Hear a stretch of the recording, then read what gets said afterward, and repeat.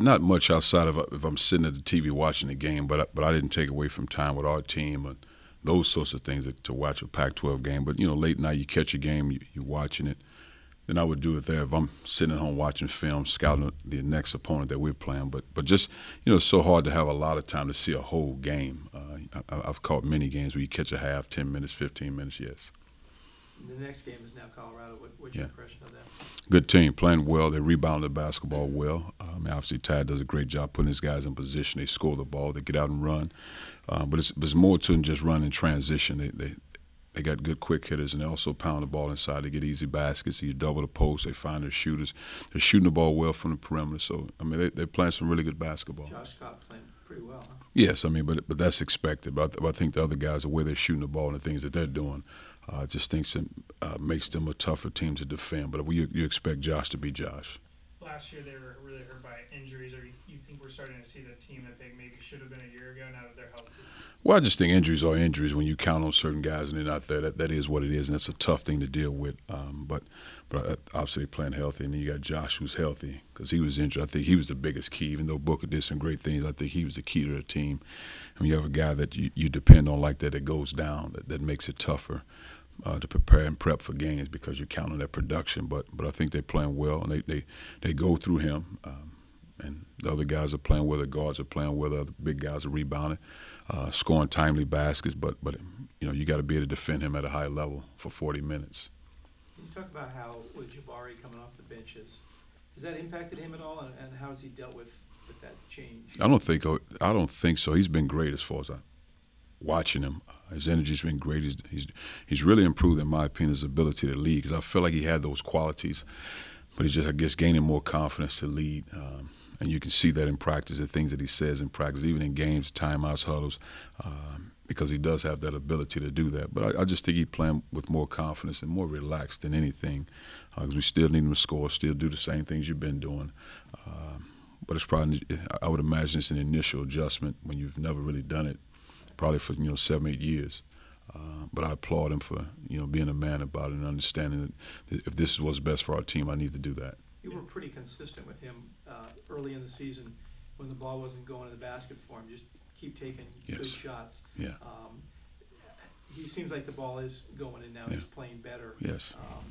Were you confident he would get through that rough patch, and how much did he need to hear a consistent message? I think so. Well, my thing with him was always just stay aggressive, to be in attack mode. Now, again, the learning part, being aggressive, what's a good shot, what's a bad shot? Because you can take 15 shots, they're good shots. Now, I'm not saying every shooter and scorer is going to take every good shot.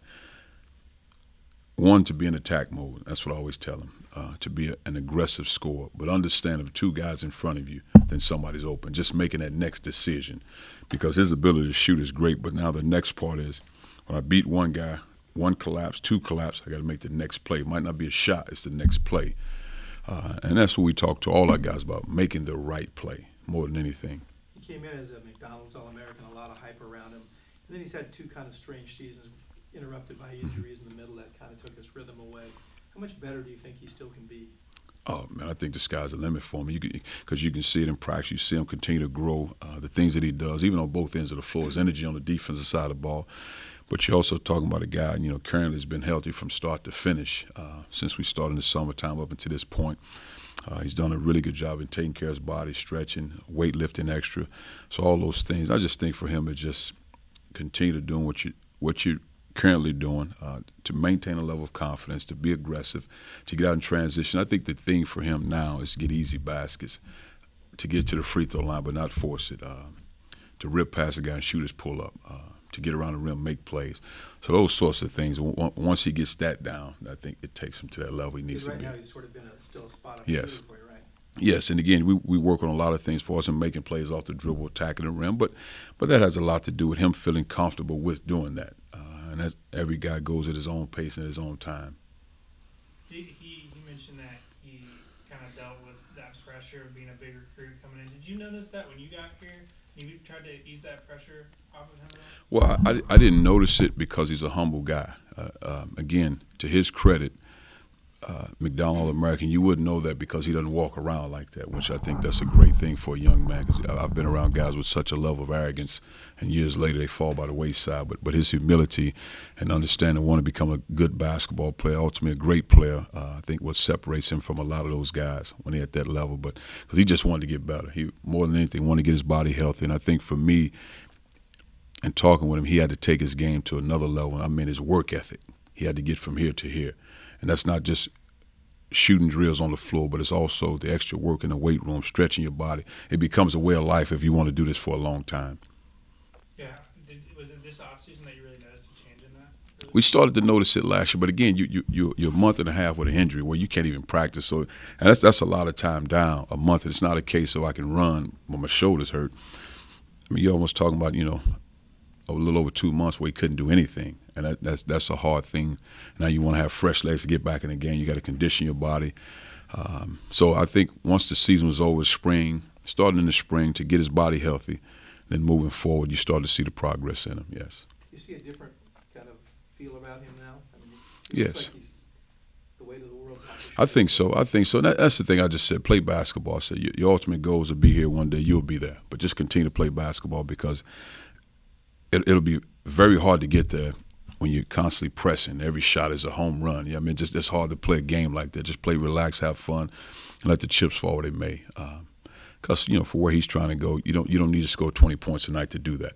He has a skill. He's an elite shooter. He has good size on him, and as long as he continues improving those small things, I think he'll get what he's trying to get out of this thing. Is that kind of what you told him before you moved him to the bench? I know you guys met one on Well, we talk about that all the time. It's not just one speech. That's what we talk daily about those things. When I took him out of the game, it was more just because if you're just watching the games, I didn't think he played bad. I just watching, I didn't think he played with a level of confidence. Like you see him in practice, then all of a sudden you see him in the game. And I just say, take a deep breath, relax. Let's do this, see how this works out. And I think more than anything, it gives him a peace of mind to go out and just play basketball and not sitting there saying every shot, I got to make this shot, I got to do this. And I think he's playing better.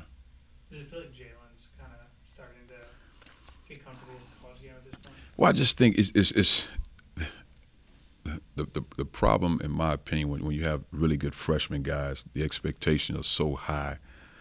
When you take a step back, 18 and 19 years old, I can watch an NBA game and show you a lot of mistakes, in my opinion. And those guys getting paid a lot of money. They're men. So now you ask a guy at 18, 19, and I'm saying Jalen and Ivan, to come into a game and all of a sudden have it all figured out. That's a hard thing to do. You look around the country. I mean, you got elite guys. I mean, Diamond Stone's a heck of a player at Maryland. He had a career high night. Comes off the bench for Maryland.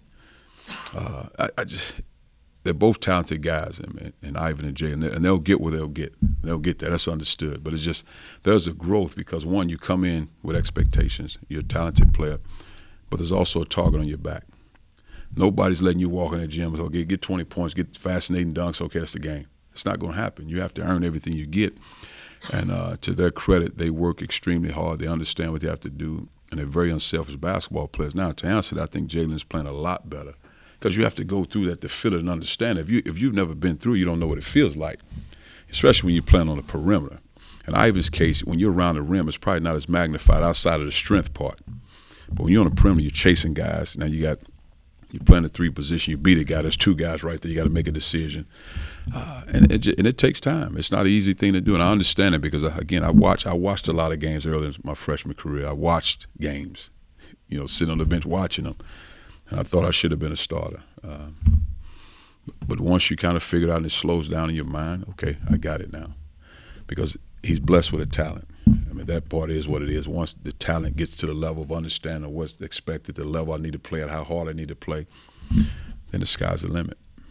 Does this conference feel deeper than it was a year ago with teams like USC playing better, Washington State? What it reminds me of, in the Big Ten, in a lot of ways, when you have 7, 8, 9 teams, where it's every night, and I think it really helps your league because everybody's pretty good. Now, when you're talking about postseason play, it helps a lot of teams. That's when you got a great conference, when everybody top to bottom. And that's probably the closest thing I've seen in a league like this, Big Ten, over the years, when you get 7, 8 teams because everybody's pretty good. And I think it's great. I like it. Was the Big Ten like that when you were over? Yes, I mean, it was. I mean, Northwestern, we won the Big Ten in '94. We made it. Glenn Robinson made a shot at the buzzer on the baseline to win at Northwestern. Then we had to go to Michigan to win the league, but it was like that. You had to win it. And you thought Northwestern was probably the team that everybody can beat, but it wasn't that easy. We had to win it at the buzzer at Northwestern. So it's always tough, and I just think that's what it's about at the end of the day when you're talking about being a great league. You got to have good teams from top to bottom. Are you happy with how your non-conference slate shaked out with teams like Davidson? Oh yeah, because those are good teams because you have to mix it up. What Davidson, I was very impressed with the way we defended against Davidson because of the constant cutting, moving, spacing. When you got two elite shooters and the way we defended them at that level, it was great to see our guys do that to try to maintain that. You play against a very talented St. Mary team that makes shots, score the ball. You have to mix it. It's not always I guess a BCS name that gives you what you need, because sometimes that can be a basic game you didn't really learn from, whether you won the game or not. But you got to play certain teams that you know it can be a tough one, but you have to go through it. Yes. Does Cam get Scott tomorrow? Is that who you match against him? If that's how they start, it depends on who if they go. Sometimes they'll go with a smaller four, so it just depends on how they'll start. But yeah, he probably will. Cam, King, Ivan, How's Cam's progress been, do you think? Oh, really good, especially on the defense side of the ball, without question. But offensively, he's gotten a lot better. I just think with him is the confidence, continue to post strong, keep balls alive, and you can see it in practice. And again, it's another case of transitioning from practice to games. But defensively, yeah, he's where I think he's where he need to be. He's staying out of foul trouble. Yes. Oh yeah. Staying on his feet. He is. And then you watch the last game. Even Kingsley wanted to go over back a couple times, a couple guys' backs, and he backed up off of it. But yeah, I think Cam is really doing a good job defensively as far as moving his feet. But he wants that challenge, though. That's the one thing about Cam. He wants to guard whoever the best guy is. He wants that. Having him in there, I presume, has helped Ivan and Jalen play in more of a natural position for them. It does. It really helps him. But from a physical standpoint with Ivan, so now he doesn't have to do a lot of wrestling around the rim, and Cam does. Again, Cam likes that. So now Ivan can do what he needs to do, rebound the basketball. Because I just think that takes a physical toll if you watch in practice. Ivan going against Cam and Kingsley all night. I mean, those are bodies. I don't care what you say, whatever, however many points they score or don't score, but that's a physical presence around that rim.